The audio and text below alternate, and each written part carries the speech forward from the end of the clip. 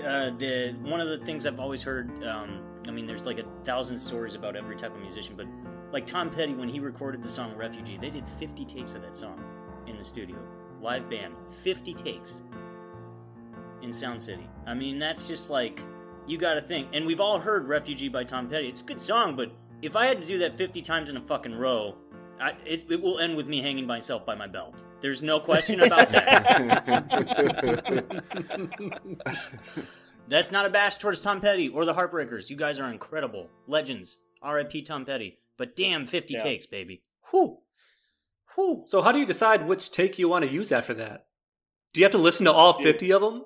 The only thing I know is after recording, if I do numerous takes of something, I have to leave and then come back to decide which one works. Because you can't figure it out in the moment. It's just not going to happen. Yeah. Yeah, whenever I edit the podcast, I think, God, we're all fucking idiots and this sucks. And then I wait a day and I'm like, oh, you know what? There's some funny stuff in here. It's a sincere, it's literally how we process. You're right. I mean, it's you get too close to it. Yes. So I believe we have Mr. Connor up tonight. Mm-hmm. You do. I think we're ready to party. We gotta shake it all out. Now that we started at 8:30 and it is nigh on 10 o'clock. Oh, Jesus. Now let's do an episode. Yep. All right. So this is the Lesser Known People podcast. I will be the one spinning the yarn tonight. I am Connor, the con man, the coat rack. With me tonight, I've got the beautiful and gracious Kyle. Oh, baby. I'm feeling very grateful for my boys with me tonight. Oh, yes. All right. We also got Ryan the Lion. Big Cat, how you doing? I am the unicorn. Continue, Connor. All right. J-Man, how you doing? Yeah, J Money, I'm doing great. I actually feel really good about tonight, so I think we're going to knock this one out of the fucking park. I think you're going to like this story. There's another one that's going to speak to me, like Duquesne? Yeah, but I think this will speak to you at a different sort of level. Okay. I do want to make sure our audience knows you've started with this and now you've heard it's a Connor story. Listen the full way through because these are the highest rated of any of the LKP. Now you know it's a show. Connor is giving the presentation. Now you know it's a show. If we don't start calling Connor the Big Show, I don't know what we're doing here. You know what I mean? Damn it. God damn it, that's right. KY got that one Just right. add it to the list of nicknames. And we can't forget Sean, of course. Sean, baby, how you doing? I'm doing all right. I am the last, and that's just fine. I'll bring Anchor on the team. The best for last, though, right? That's true. All right, so our story tonight came to my attention from an article in the New York Times. I'm just going to read the headline. A feud in Wolf Kink erotica raises a deep legal question. God, you already got me. You got me so hard. Yes. You got me so hard. Say the title one more time. I'm sorry. It's a feud in Wolf Kink erotica raises a deep legal question.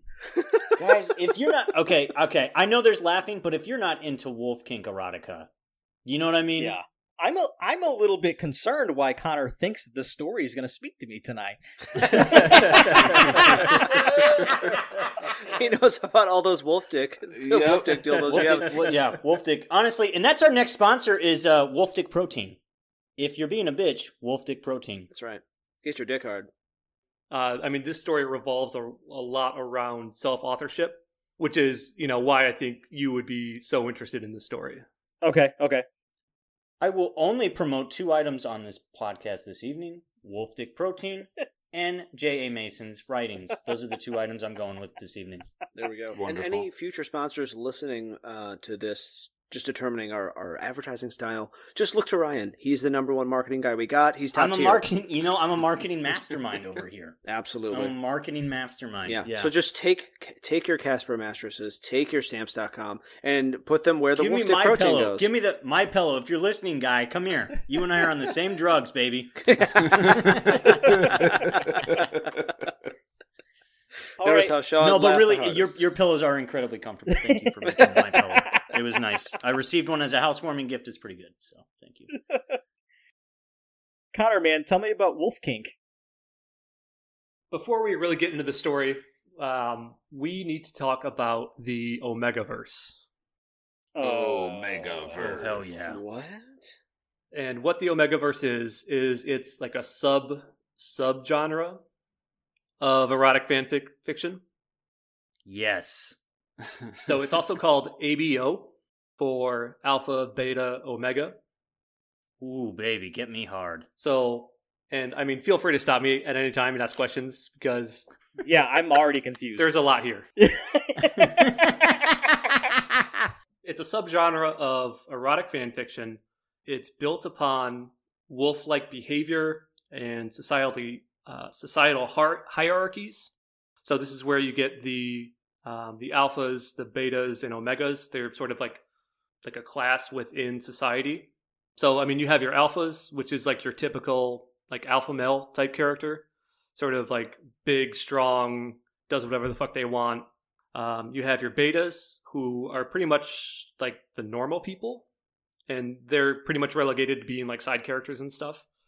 Then you have omegas, which are the submissive mates. So a lot of these fan fictions sort of revolve around like alphas, trying to, being in a dominant situation to these submissive omegas. Okay. Oh.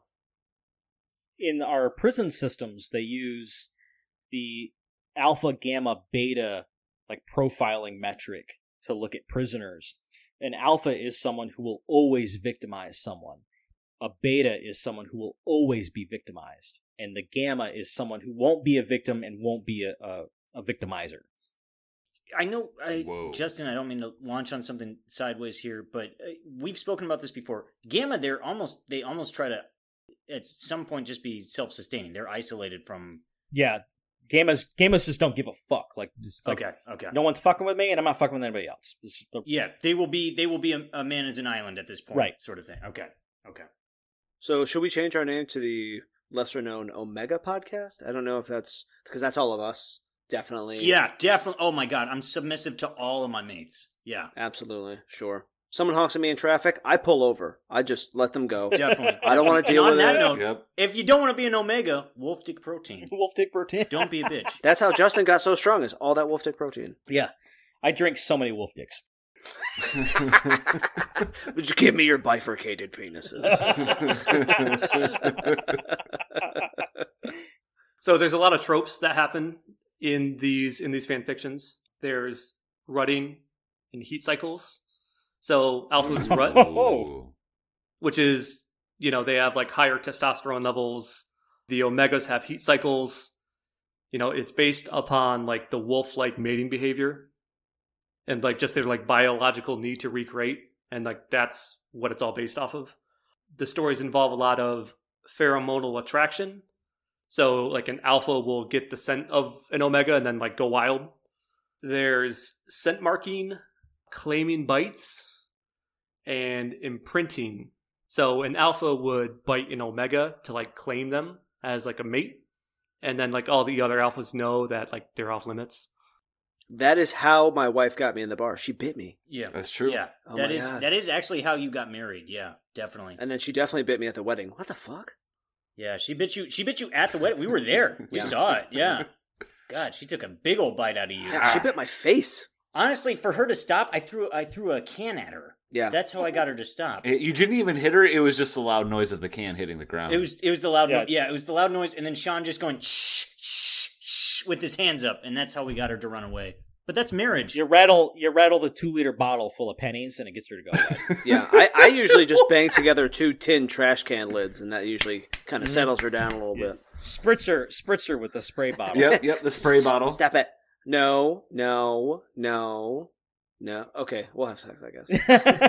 So Connor, this is a universe where people are writing.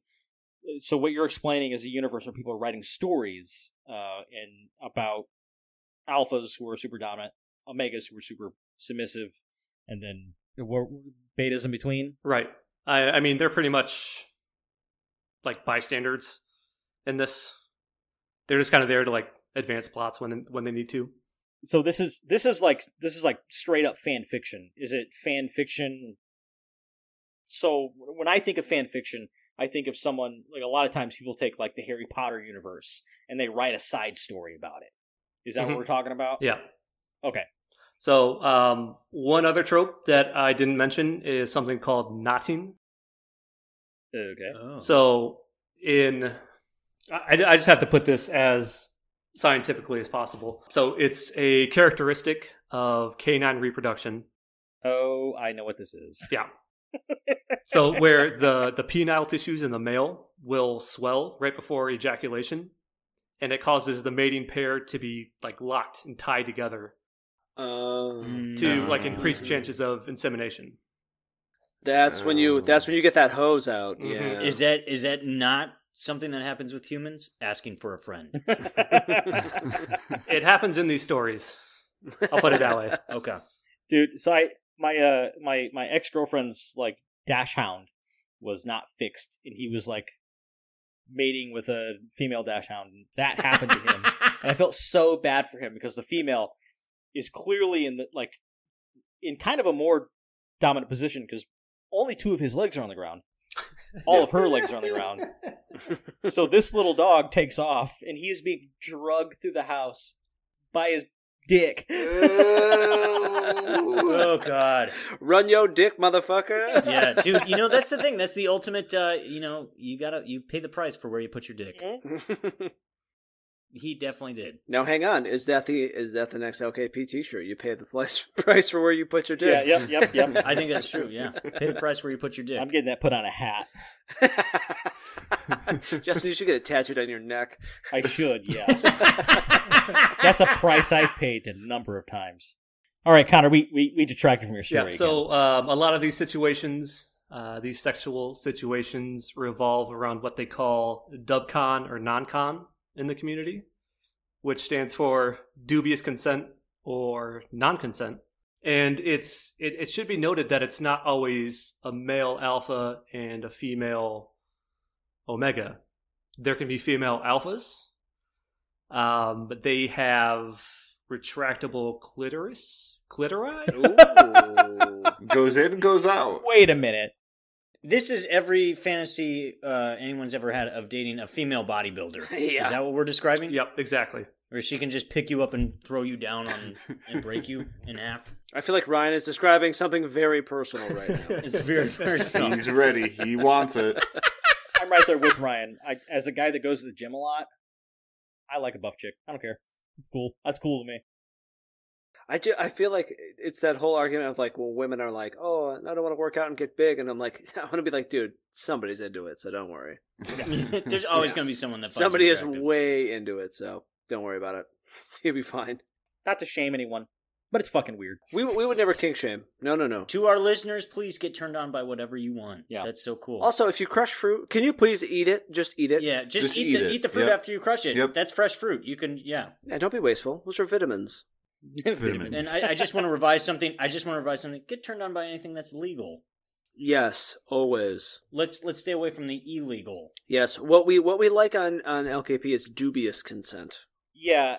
Yeah, I mean, there's really like 2 more points. Male omegas, their penis is pretty much like a vestigial organ at this point.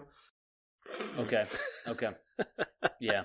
I'm not going to Just make a married guy joke, but I want to. It's just a giant floppy. It looks like a pool noodle that's just flopping around for him. Can we go back? Can we go back to the retractable clitorises? Yeah. Be my guest. What do they do with them? So, They retract him. looking this up, like, there's like, people have drawn like anatomical models like you would see in like a textbook or a doctor's office. Okay. Like, this is how well established this universe is. And it's like, it like goes up inside their cervix or something. Do they penetrate the male? Yes. Oh. Okay. Because Okay. the male omegas are capable of getting pregnant. Oh. Interesting. They have a male vagina. Wow. What? I have so many questions. So many questions. Why did they have to do this? Here's the thing. I have accused so many men of having a male vagina before. Do I need to retract that statement? Do I need to retract that? And I would like to No. put one asterisk on what Ryan has said, usually in traffic. is when he shouts Usually, this at people. please don't drive with me. That's why the windows are up when I'm in the car. He is a liability in a car. We love screaming, "Go eat your mama's pussy." Could you imagine screaming, "Go eat your daddy's pussy"? Yeah. People would be disturbed. They would. No, I think this world showing that it's there means that it's true. So Ryan, the fact that you've said that to people, I think is perfectly good, and this backs it up. That's right. But you know, the thing is, it's truly offensive to them because it's a reality that they have. They live. It's offensive to their male vagina. That's right. When we shout this in traffic, I want it to hurt somebody's feelings. Every single time. I want it to cut them deep. Eat your daddy's pussy. Eat your daddy's pussy. Got Eat me. your daddy's... Just shouting this at numerous people. The thing is, the other part is, if you shout it at a stranger, they don't understand the evolution of how we've gotten there. No, they don't know. They have no clue how we've gotten there. It's like, has this guy ever seen a man before? He looked like a guy. Just go to the Y and go to the shower for a couple minutes, you clown. We are all damaged by our time at the Y Center. We are honestly, the Y, wow, extremely damaging. Old men at the Y. Jesus. Anyways, male vaginas, part of the given here. What else do we got, Mr. Connor? We can talk about the logistics of it. So the male vagina is actually accessed through the rectum. Smart. Understandably Right. so. Yeah. And then for males to give birth, they have to be born by C-section. They have to. Well, in the literary universe, yes. I saw a very interesting meme that said the you know what I'm going to say, Kyle, that the rectum can expand 7 inches, which is the full width of a raccoon. Oh shit! If you gotta get one out, you can get out a raccoon, a whole raccoon. I will remember this the next time I'm crying while I shit in a Walmart. Yep. Is that, you know what? This could be a raccoon. You're okay. This could be a raccoon. That's true. Yeah, just one more important point to note. The majority of these stories are all male-male couplings. Oh, that does change a lot of things. There's not a whole lot of male-female couplings. Then this becomes important to the story a little bit later. Okay, so there's a demographic to this community then. Mm-hmm, definitely. Okay. which I would throw it out there that LKP support it all, baby. We're out here. We support them all. Yeah. We support them all. Love it. Love is love out here. I will say I didn't expect to be saying it about fictitious wolf sex, but right. you know, But yeah. If it's legal, it's cool. We love consenting adults always. So, Yeah, I mean, non-fictitious wolf sex, you could understand. But yeah, fictitious, that's where I draw the line. I go to the zoo and I watch wolves fuck all the time. Definitely. Yeah. Ryan goes out of his way to watch them have sex. Yeah.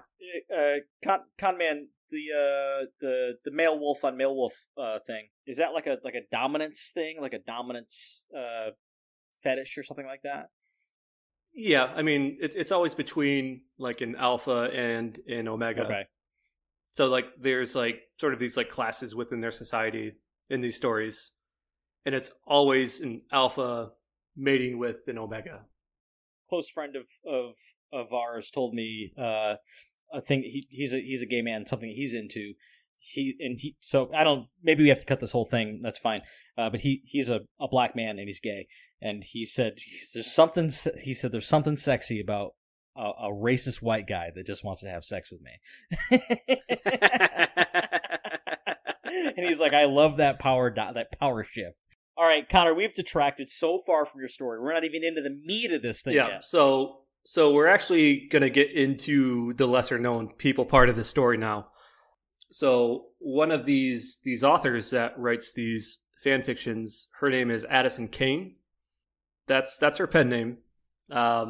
This was a fairly big story when it came out. So a little bit of her backstory. In 2012, she was living in Japan, doing some like research for like indigenous Japanese religion, something like that.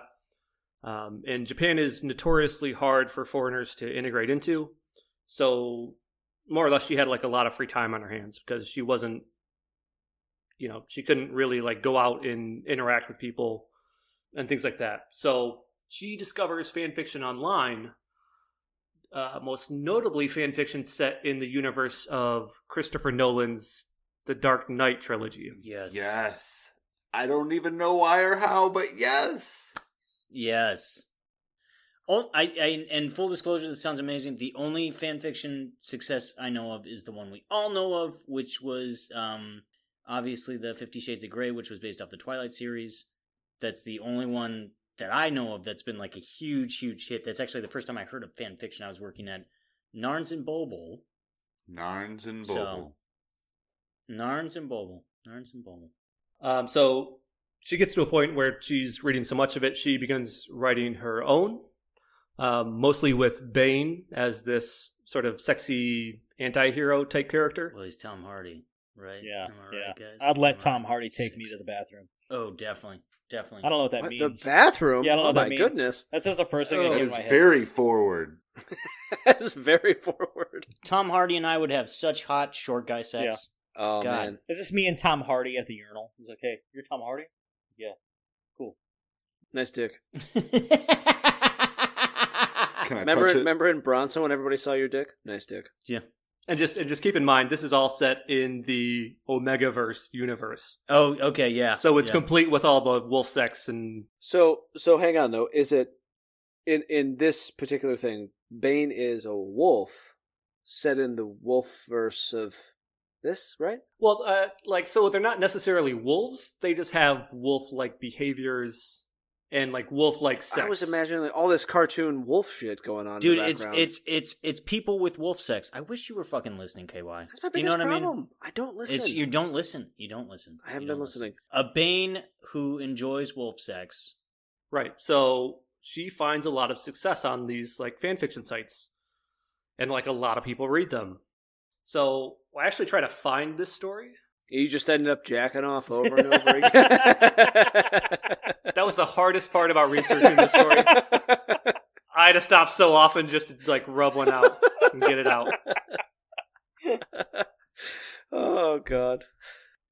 I did find a erotic fan fiction of Paul Blart Mall Cop, which completely took me by surprise. Oh.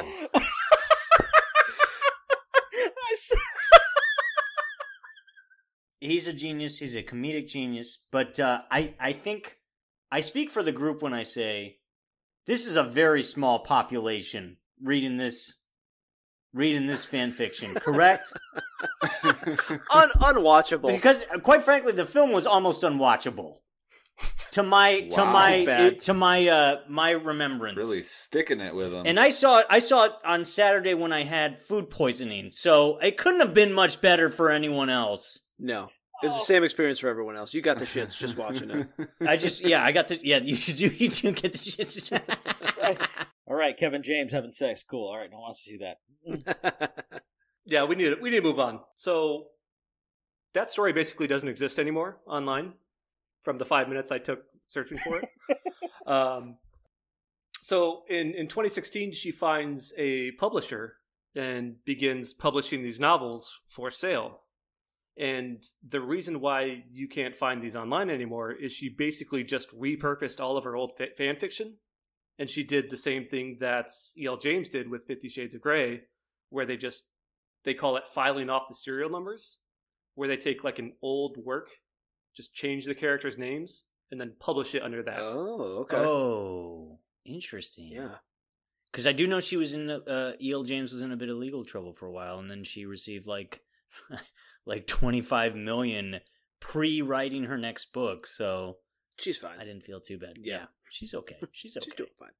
Yeah, so E.L. James, like before it was 50 Shades of Grey, it was the Twilight fanfiction called Masters of the Universe. Oh. Mm. And you can actually pull up like a direct comparison of that work and 50 Shades of Grey and see the comparisons. And there's only like 5 bullet points in what changes. Ugh. It's like the characters' names, the locations, and there's like one scene where like Edward spends $53 in the fan fiction, but in the 50 Shades of Grey, Christian Grey spends $43 at the store. Oh. Yeah, so in 2016, she finds this small publishing house based out of Virginia called Blushing Books. And she publishes her first book called Born to be Bound. Born to be Bound. God, it sounds hot. Sounds so hot. And it's this repurposed Bane, Dark Knight, wolf sex fanfiction. Now, I do want to be clear, Connor. This is something that she wrote, that she is an original work that she wrote as fanfic. Correct. Okay, so it wasn't like, I know sometimes fanfic can be very, like, collaborative. So, like, I was worried that if she published and it actually had 5 authors, but she was representing it as all of her own work, that could be a problem. But this is technically all of her own repurposed work. Right. So it was all of her own work. It was just set in, a universe that was already created. And then she just changed the universe. Just for our listeners, if you ever watch The Dark Knight Rises again and the fight between Christian Bale and Tom Hardy, you will never fucking watch the same again after hearing this story. Because they're whispering to each other, "Eat your daddy's pussy." Eat your daddy's pussy, eat your daddy's pussy. I wasn't prepared for that joke. It's funny we brought this up. I watched a full special on Christian Bale putting on masks for his various films. And if that doesn't say...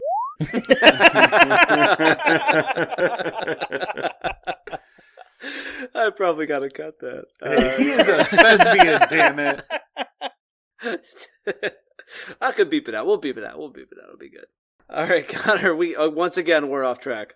Yeah, so these books are successful enough that she gets, gets turned into a trilogy. So she gets 2 more book deals out of it. Wow. Oh my God. Okay. And according to her publisher, the sales for all 3 books gross more than $370,000. It's fucking bullshit. I wrote an original... I'm so upset about this. I wrote an original piece that got me 30 cents. You know what I mean? Yeah. Here's your biggest thing. You didn't include enough wolf type sex. So It's true. After reading your short story, there was literally no wolf sex. Yep. Did you think about Too that, many though? hairless people having sex. Hairless people. It was a problem. The people have spoken. Yeah. And back to our subject of wolf sex. Yeah, so she enjoys some success for the next couple of years, mostly just repurposing her old fan fictions and just churning out books, as most of these wolf smut authors do. In 2018, there's another writer who comes up and has a similar story. Her pen name is Zoe Ellis. She lives in the UK, and she gets introduced to the fan fiction world through Harry Potter fan fiction and through BBC's Sherlock fan fiction. Now, I have always said from the very beginning that Harry Potter fanfic, it's a gateway fanfic. It gets everybody into trouble. #1 abuser. So you start that. They should outlaw it. Outlaw that. Everything goes with it. Can't do it. Why would you say that, Kay?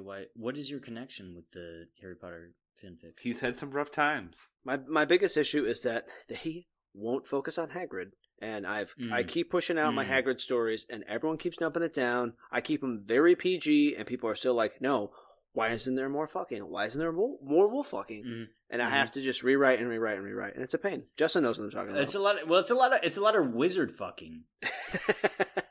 But she eventually gets led in. She gets led astray by the Harry Potter fan fiction, and then finds her way into the Omegaverse and does the same thing.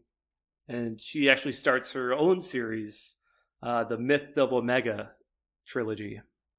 Okay. Oh my. So, this is in 2018.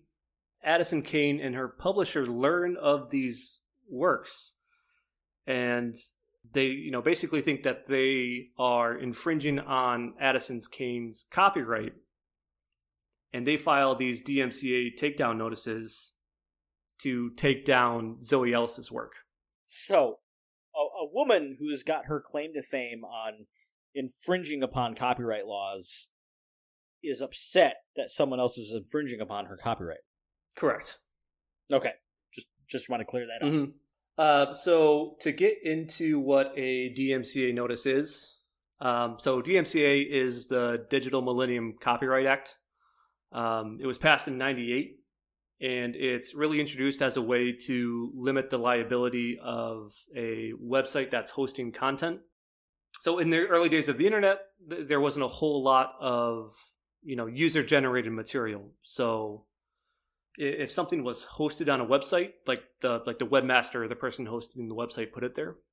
But with like Web 2.0 and with sort of the takeoff of the internet, the possibility for user-generated content to be uploaded to platforms became like more and more widespread. So the way this works is that the DMCA was passed and it became a way for the platform not to be liable for copyright, but it passes on to the actual user who uploaded it. But the caveat is that the platform has to be, if they do get one of these takedown notices, they just have to take it down immediately, or otherwise they become liable for infringing on the author's copyright. All right, so it's safer for them to just wholesale take it down when they receive the notice, and then let the uploader, the user who actually did it, just fight it out. Right. Okay. And that's sort of what we see here is that Addison Kane and her publishing company filed as DMCA copyright notices, and it just takes down Zoe Ellis's work because Amazon doesn't give a fuck. They're just saying, we don't want to be liable for this. We're just going to blindly remove it, and then you guys can sort of hash it out in court. I mean, it's obvious Amazon doesn't give a fuck. They only gave Justin 30 cents for his book. Ridiculous. Highway robbery. One more time. Mamazon? Sorry, that's Mamazon. Jeff Bezos is out here eating fucking ostrich eggs whole. That's what he does with his time. It's Jeff Bezos? Hey, Jeff Bezos? We already talked about it in the previous episode. The drones are coming. Let them come. The drones are coming. Yeah. Come fucking take me. Amazon drones. Come take me. Bring Pizza Hut on the way. I will fight you. What we see is basically with these DMCA copyright notices, if you file one of these notices, you have to basically swear under the penalty of perjury that your copyright is actually being infringed upon. You're acting on a good faith basis, all these sorts of things. So Zoe Ellis files a counter notice to try to get her work re-uploaded. But what the platforms do is basically they give like the original person who filed the takedown notice 10 to 14 days to respond. And if they don't, they sort of just assume that it's going into like a legal battle outside of like the platform. So they just don't host it. So what we've seen is that Zoe Ellis, like some of her readers would buy her book on Amazon and then it's just not available. Like they can't download it. Oh, wow. Okay. And they're down for like 3 or 4 months while this lawsuit's going on. Wow, okay. That's a lot of people who want some Bane sex that can't get it. Bane wolf? Man pussy sex. And I just want to butt in, if you're feeling like a bitch, go out and get wolf dick protein. Didn't know where that was going. It's late in the night and we're all drunk. Okay. It's late and I'm trying to plug these sponsors. I'm the only one working the teller to get the sponsors in. Thank you so much, KY. I said you're a go-to guy. You're a go-to guy. Wolf Dick Protein. Justin's the plugs. You're the advert guy. You got the gift. Mm-hmm. You know what? I'm gonna take one of your lines. We'll fix it in post. We'll jam it out. We'll fix it in post. It's great. It'll be great. It'll be great. Just literally put the same one in. Wolf Dick Protein. Put that in. All right, I gotta take 5. Okay. Yeah, Ryan, why don't we listen to you take a hot piss again? Oh yeah, leave your door open. I will go use the restroom downstairs, you son of a bitch. No, God. No, use the one upstairs, but leave the door open, please. God. It makes the podcast, I swear.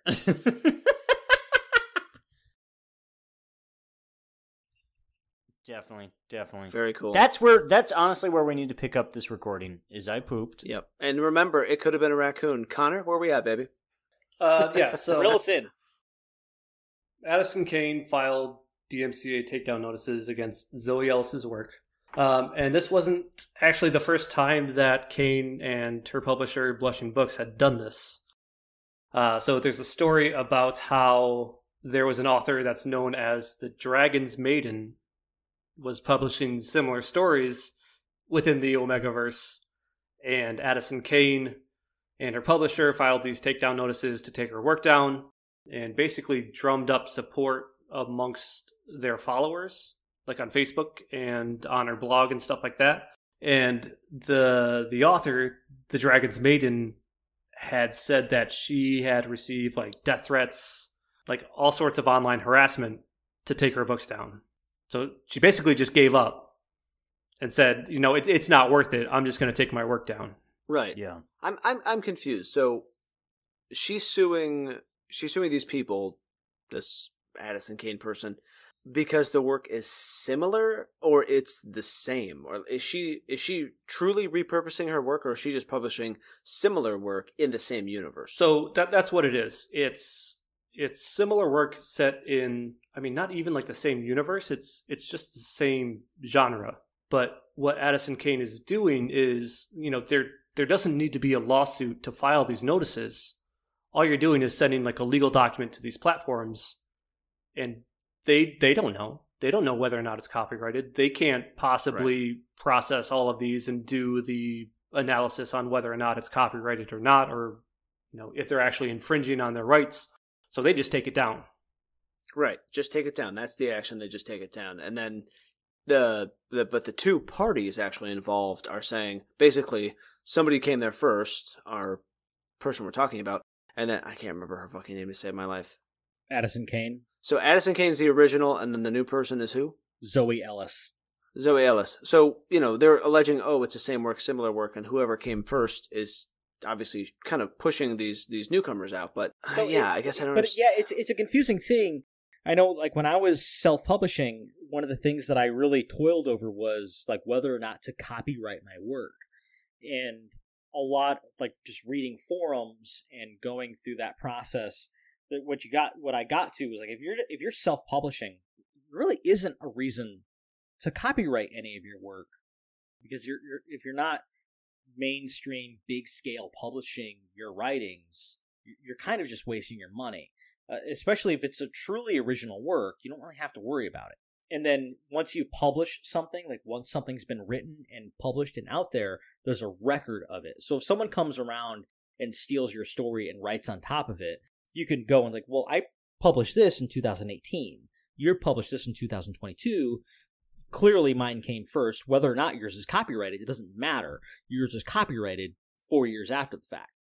But in this case, it seems a little bit convoluted, because it seems like they're all copywriting their work in a fictitious universe where anyone has the ability to write in it.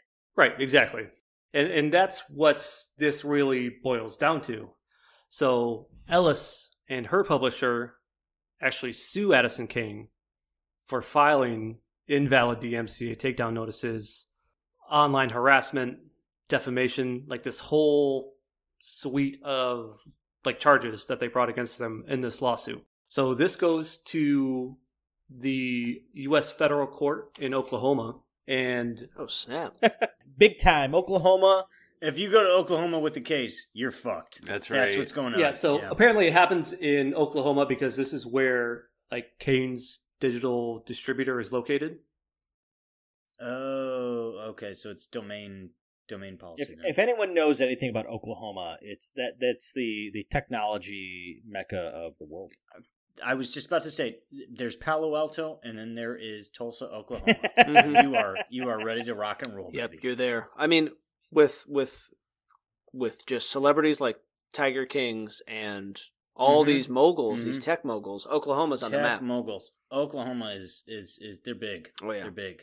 Yeah, it's online publishing and meth. Those are the two things. That's it. Yep, that's how you get honestly, there. And also, you can do online meth. You can do online meth. Online meth.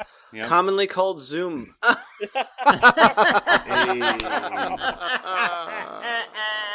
We'll be here all night. We'll be here all night. Connor, I'm so sorry for that joke. I apologize. It was just terrible on top of a very good story. I'm enjoying it too much. Yes. Got one. I got one. All right. Got one. Got one laugher. I don't even remember where I left off. Jesus. So wait, okay, so the new chick the new chick sued the old chick. Yes. So Ellis As KY does not remember any of the names. He's just referring them to new and old Zoe chick. Ellis. Zoe Ellis sued Addison Kane. Yes. Right. And, for, lost revenue, defamation of character, invalid DMCA notices. So the lawsuit starts to play out. Ellis's claim is that no one really owns the Omegaverse. It's just a genre that anybody can write in. It's just like a set of commonly used tropes. So that was my next question is there some distinction or authority that you have to do to write in the Omegaverse? And clearly there's not, right? It's just it would be like online forums that you're writing. Yeah, I mean, right? Do you want to write a science fiction story? Go right ahead. Yeah, I was going to say, like, did Frank Herbert, like, buy all of science fiction back in the 1950s when he wrote Dune? Yep, he did. Mm-hmm. I remember all those legalities. Imagine having to pay Scientology and L. Ron Hubbard every time you wrote a science fiction novel. Oh my Yeah. god. Yeah. That little ginger would be so fat with a small dick, just so happy about it. Small dick, touching children on a yacht. Yep, definitely. L. Ron Hubbard, if you're listening from the grave, and David Mascavage, if you're listening from your fucking compound in Hemet, California, go fuck yourself. Go fuck yourself. Mm-hmm. Scientology sucks. If anyone gets mad at Justin for that comment, I will fight you. You will get through me before you get to Justin. I'm sorry to the 20,000 members of Scientology, but yeah, no, it's a dumbass religion. If Tom Cruise comes over here, we are in good fucking shape, baby. I will knock that motherfucker out. There you go. Fuck you, Tim Cruise. Fuck you, Tim Cruise. And I was going to do a callback to the Japanese baseball episode. Fuck you, Tom Cruise. So we've got LKP and all of the Japanese people from the 1940s. Fuck you, Tom Cruise. Yeah. Yep. There you go. Anyway, Connor, Jesus, God, we're back. Kane claims that Ellis went beyond the genre and copied specific plot points. Specifically, the male-female coupling, because that's not typically a trope used within this genre. Yeah, because no one's ever wrote about a male and a female getting together. Yep, ever. Exactly. Never been wrote about. This never happened. They don't do that. Oh, and specifically in dub-con and non-con sexual situations. So she claims she was the first one to write about that in the Omegaverse. Let me just assume that the internet is going to prove that she's a liar. Yeah, the Omegaverse is clearly a realm of reality and legality that's going on here. Holy wow. Okay, thank you. Just because we don't live there does not mean it doesn't exist. I'm sorry. And Sean is right. Sean is right. Oh, yeah. Sean is absolutely right. All right, so the lawsuit continues on. Kane moves to dismiss the claims against her specifically. The lawsuit was originally against like her and her distributor and her publisher, but she moves to dismiss the claims against her because she's never been to fucking Oklahoma. She's like a Virginia resident. So she's saying that the courts really have no jurisdiction over her there because she had no involvement in filing these claims. She claims that her publisher was the one who had sent these notices and that, she's sort of washing her hands of all of this. Yeah, which is probably true. The copyrights are usually held by the publishing company and not by the authors themselves. Yeah, so she claims this. She swears in an affidavit that she's not involved. She gets out of this case, and then Ellis files a separate lawsuit against her in Virginia, specifically going after her. Wow. Ain't the law great? So we'll get into that a little bit later, but we'll finish up with the Oklahoma case. So now the Oklahoma case goes into the discovery phase, which is where like each party can request like documents and depositions and stuff like that from the other party. And Ellis's lawyers request all of the correspondence between Kane and her publishing house like during this time. And what they unearthed during this is basically this whole conspiracy to like keep Ellis down and to stop her from selling her books. Oh wait, so the documents that Kane and her publishing company had to submit for the discovery phase completely exposes their conspiracy to fuck this new chick over because they don't want her to have any of her potential money. Exactly. So, I mean, there's like verbatim emails in here where Kane says in an email, since it's not outright plagiarism, there's probably nothing we can do. A few days later, Kane instructs her publisher to file a DMCA notice, and she sort of puts together like a draft notice for her publisher to send. And if you are the author dictating to your publisher and your lawyer what should be sent, you're on dire straits, quite frankly. So what I'm shocked at, and KY just said this, was that in the discovery segment of this lawsuit, Addison gives them all of the evidence they need to prove their point. Yes, that's exactly what happens. She's not only a brilliant author, but a brilliant human being. Mm-hmm. That's right. That's right. Well, I mean, I'm pretty sure they just like turned over these emails, just like bulk, and be like, oh yeah, here's our emails from the past 6 months. Here you go. Like, what could possibly be in there? Have fun sifting through our 30,000 emails. I think the term is inculpate. That's when you sort of, you can exculpate yourself, which is prove you're innocent, or you can implicate and inculpate yourself, proving your exact guilt, and that's exactly what they fucking did.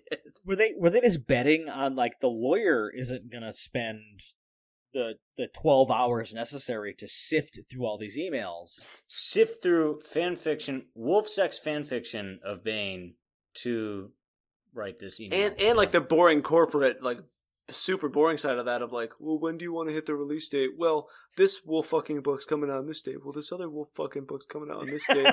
Blah blah blah. And it's like, Jesus Christ, I'd slit my wrist too. I wouldn't fucking go through it. But what they didn't bet on was like the team of paralegals that are getting paid minimum wage to sift through the shit, and who are way into wolf sex. Yeah, they're so into wolf sex. They're like, oh my god, this is my favorite genre. Oh my god. Oh, she's releasing the next one next year? Oh, man. Oh, my God. Oh, that's on Tom Hardy's birthday? Oh, my God. That's actually a good one. I feel like maybe that's why I'm failing as an author. I haven't been writing these super specific Tom Hardy wolf fucking stories. Honestly, dude, wake up. I know. I tried to write like a timepiece about a woman crossing over the border into the United States, migrating from Mexico into the U.S. in a time that's horrible for Mexico, and that's my fault for thinking that I should write something that's relevant to what's going on today. Yeah, don't do I'm that. a fucking idiot. Don't do that. The thing is, you got to go less Cormac McCarthy, definitely more 50 Shades of shit. You got to that's where you got to go. Cormac McWho? No one's heard of this person. Everyone knows about sex with vampires. Yeah, everyone knows about sex with vampires. All right, yeah, back to these emails. So the publisher says, let's not rush into this. Maybe you should send her just like a warning and say, take your shit down in 72 hours, or otherwise we're going to file these notices. To which Kane replies, no, I want to file them immediately, and does so with no warning. Oh, wow. Okay. I see how the Virginia case is building. Yes. Yeah, so it's totally on Kane, not on the publisher. Yes. So she even says that I will deflect to the publisher and remain distant and naive and let the publisher take the heat for it. Bye. Oh my god, wow. Okay. When the publisher is probably like some small, was it Blushing Books? That's what it's called. I mean, it's probably like a 2-person operation. Yeah. And these guys are just like, well, she makes us good money. I guess we got to do what she says. Did Blushing Books get their name from the fact that they know they're pretty much explicitly, penthouse form? I'm sorry, wolf porn. Penthouse form is what I was going to say, but wolf porn. Penthouse wolf forum porn. Corn. I read Small Kevin wolf dick pussy porn every night. But do you read him any soft corn porn? Soft corn porn. Kevin, if there's anything that gets my dog rock hard, like I can't finish this joke. So then that means that we're all fans of hard corn porn. Yeah, hard corn. We're fans of hard corn. I like it right out of the ear. Get it right out of the ear. And if anyone listening, that is a callback to our Duquesne episode. So more of these emails start coming out, and this lawsuit happened when Zoe Ellis had just released her second book, and her third book was like on pre-order, hadn't been published yet. And one of these emails comes out from Addison Kane that says, "Book 3 needs to come down too. I don't want her to make any more money off of the series. Hashtag Angry Addison, LOL." She hashtagged it? Oh my god. Yeah, no, I mean, this is exactly what it is. This is just like petty internet drama that just happened to get dragged to a federal court. And like a judge and like all these paralegals had to read all this wolf porn because of it. Hardcore wolf porn. Connor, I was going to ask, with Ellis's series, it was, I guess, I would say, in the self-publishing world, successful enough to be a threat to Kane? Yeah. Or it was gaining traction? Yeah, exactly. Okay, so. You know, it was doing well enough to where, I guess, Kane felt threatened that she was, like, encroaching on her territory. Right. But you could, I think, I'm trying to get kind of the statuses of who, obviously Kane was there first and whatever, but so she's more established, so she was probably still a larger name in that genre, if you can call it that for now, but Ellis was seen as a threat, as an up-and-coming threat. Yes. Yeah. Okay. All right. So, I mean, you could sort of think of it as like, you know, Star Trek had been out for like 6 years, and then all of a sudden George Lucas, has got this crazy idea, he's going to make Star Wars. And, like, they're two completely separate stories. I mean, they actually go into detail about these stories in, like, the legal briefs. And where Addison Kane's stories are set, like, in a future post-apocalyptic world where, you know, sort of, like, plague has ravaged the land and then everyone lives in like, domes and shit like that. But in Zoe Ellis's stories, it's more, like, medieval fantasy. So, like, the settings are completely different. Yeah. If you are being paid to read this and take note on the differences, you are fucking hanging yourself before this thing even moves to any type of litigation. Because, okay, I can only speak to, because I've studied it, but and we've all seen the high profile cases of lawsuits of copyright where you are stealing songs. We've all seen that. And that seems much more straightforward, and that's strange itself because an artist can't actually play the tracks side by side. They can present, meaning they perform in court, which is so weird, absurd, and strange. Yeah.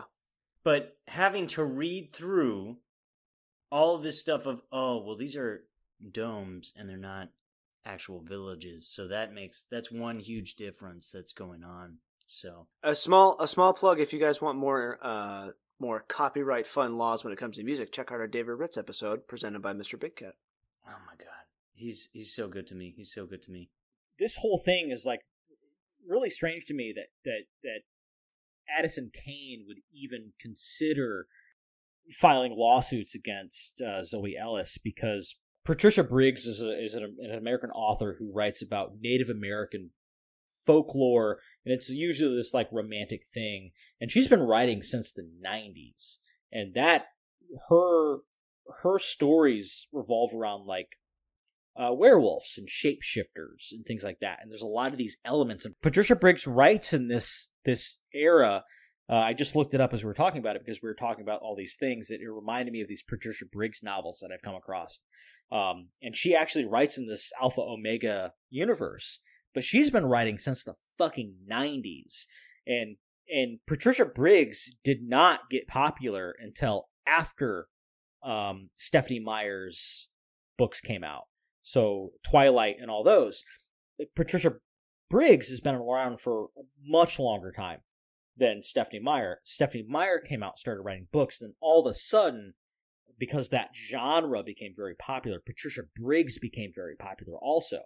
It's strange to me that Addison Kane, without like thinking from like a business mentality, like, well, even if Zoe Ellis gets popular, it's popularizing my genre, and it takes me from making $340,000 to making $1 million, like Patricia Briggs. Like Patricia Briggs was pretty much an unknown author prior to Stephanie Meyer. When Stephanie Meyer came out, Patricia Briggs just shot up in her ratings because she wrote in that same genre.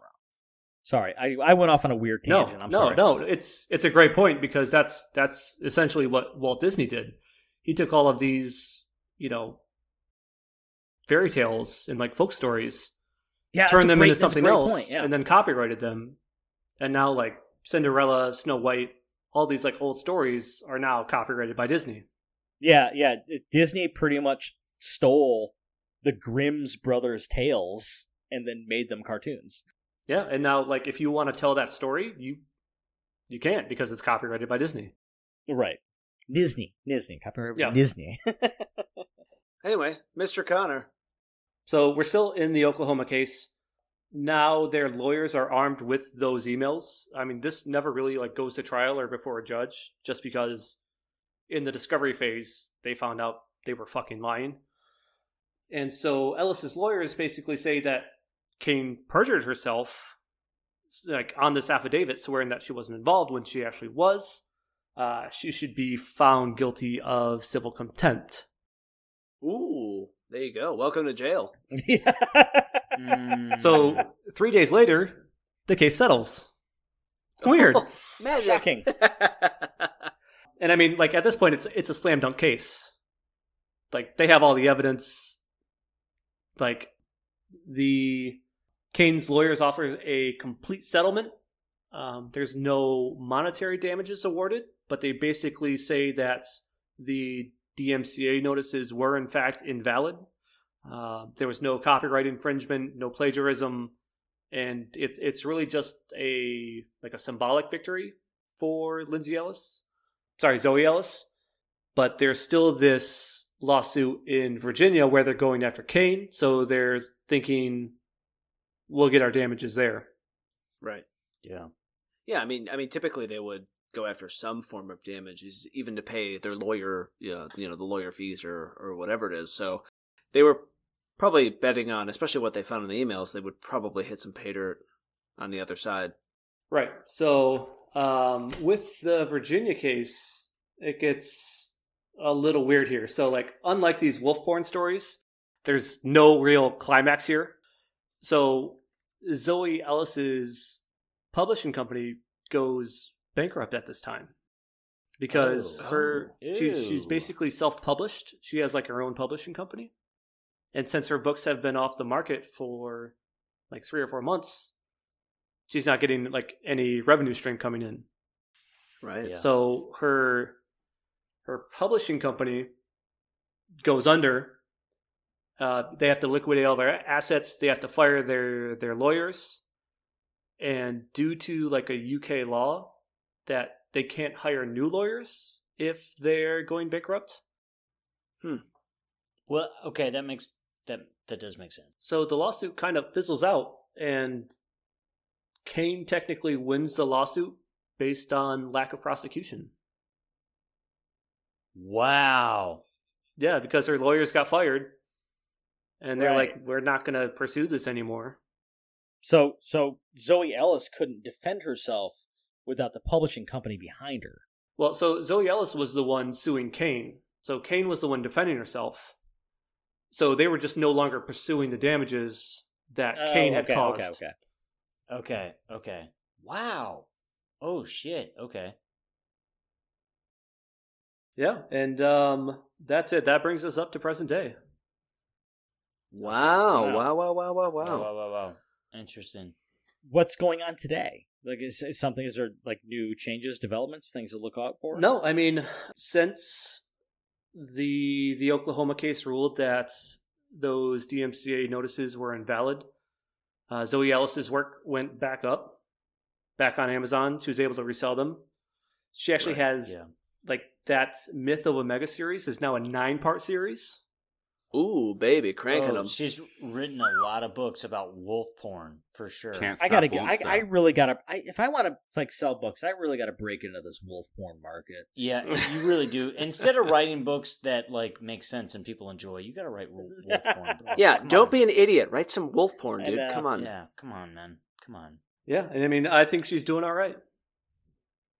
So, a better question, is Kane still publishing? Yeah. So they're both still operating in the same, I'm going to use the thickest fingers for QWERTY fingers. They're both publishing in the same universe. Yeah, right. I think they're going back and licking their wounds, and then good pun. God, yes. Connor, you slick bastard. What Yeah. What an odd thing to get involved in. Honestly, the whole thing to me seems completely based in ego and hubris. That's it. I mean, she was threatened by an up-and-comer, and that's kind of the heads and tails of it. I think Connor's analogy, or example at least, that it's like if Star Trek and Star Wars were having a piston match over who came first and how similar they are and this and that, and it's like, why don't you just let sci-fi be sci-fi, and then a rising tide will lift all boats. I mean, it is almost to your point. It is a lawsuit almost over the genre, which is disgusting because no one owns a genre. We haven't breached a point of. It would be like if D'Angelo sued every fucking R&B artist over R&B. You don't own R&B. That doesn't happen. And I love you, D'Angelo. We love you, D'Angelo. I was gonna say, if B.B. King sued Eric Clapton. You know what I mean? Exactly. That's a much better reference, actually. Just an infinitely better reference. Yes. B.B. King and Eric Clapton are like best friends. I think one of them. They were the best. Yeah. B.B. King, R.I.P. We love you. R.I.P. You were amazing live. No. So Connor, do we have any more to add? Yeah, I'm gonna go and do this. There's a little footnote here. This is a little bit of a separate story that really has the same theme here. It's called Cockygate. Whoops. Okay. The word cocky is beloved among certain romance novelists for its suggestions of these alpha male heroes.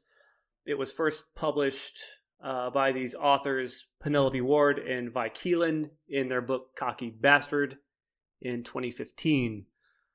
God, it's such a great book. Yeah. Wow. Oh my God. Cover to cover. This started a trend amongst romance authors, including one author named Felina Hopkins, who started a series called The Cocker Brothers, the Cocky series.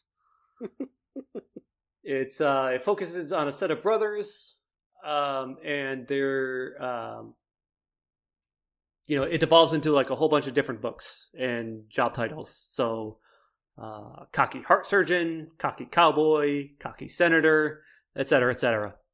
Hopkins trademarks the word cocky in romance titles. So she files a bunch of lawsuits against all these other romance writers who have cocky in the name. Like cocky in the title? Yeah, so it sort of became a trend with that first book that came out in 2015, just to sort of signify, this is romance trash book. Oh, God, yeah. Okay. Yeah, so apparently what happened here was a lot of these authors who had written books with cocky in the title had to rename them. So one author had to retitle their book from Cocky Fiancé to Arrogant Fiancé. Some other notable ones that were changed were Her Cocky Doctors and Her Cocky Firefighters. Those books got suspended from Amazon. There was Her Cocky Firefighters was a classic. I just want everyone to know that who's listening. Yeah, top tier. Up there with Frost. Mm-hmm. Yeah, definitely up there with Frost, yeah. There was one author, Jamila Jasper, who had written The Cocky Cowboy, received a takedown notice, but she changed her title to The Cockiest Cowboy to Have Ever Cocked. Mad respect on that. I just want to go back to the Frost reference. What would that be titled? Would it be a Road Less Cocky? It would be a light and caucus. It's a cock less traveled. Okay, a cock less traveled. I'm sorry. Yeah, a cock less traveled. I think that's my cock. But yeah, just a small side story. Hopkins ended up withdrawing her suit and surrendering her trademark. Just over all the backlash that happened. So the only thing I've gathered here is you can fucking sue for anything in the literary world. Like that is wide open. No, your wolf creature's retractable wolf vagina is too much like my wolf creature's retractable wolf vagina. We're going to court. We're going to court right now. Let's fight it out. Honestly, let's make a judge read both of them. Let's do it. Okay, J Money summation.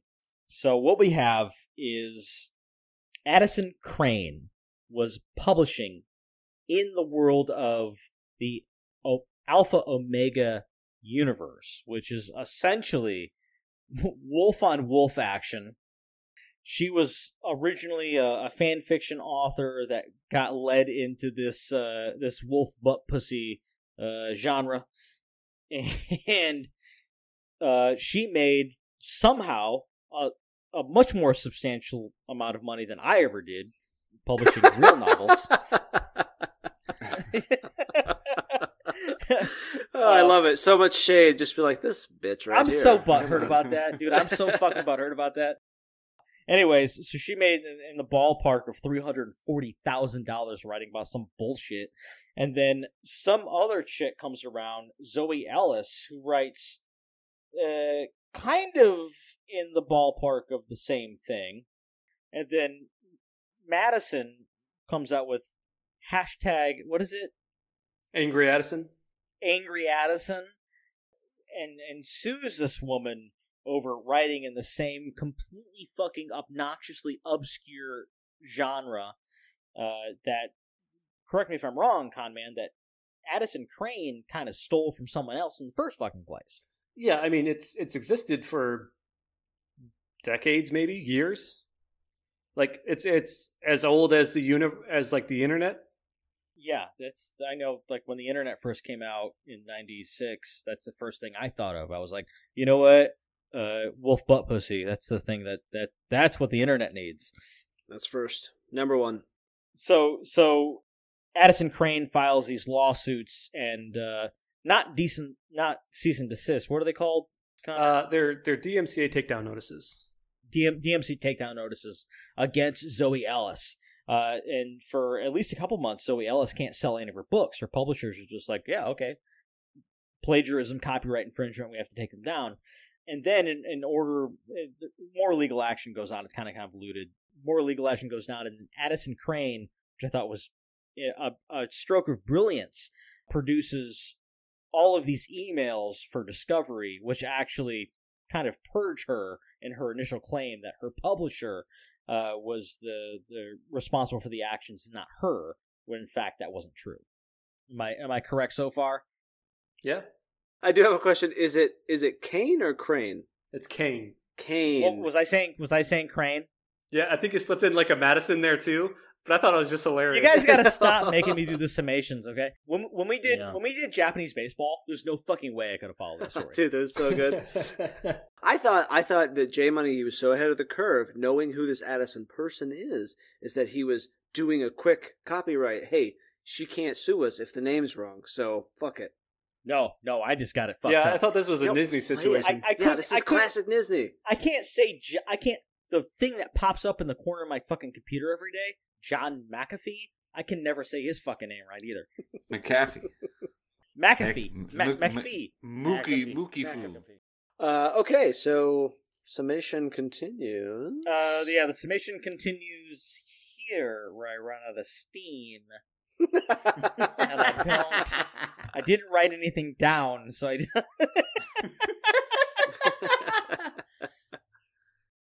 Yeah, so to finish off, Zoe Ellis wins the lawsuit in the symbolic victory where, she didn't actually infringe on Addison Kane's copyright, but the second lawsuit for monetary damages just kind of fizzled out.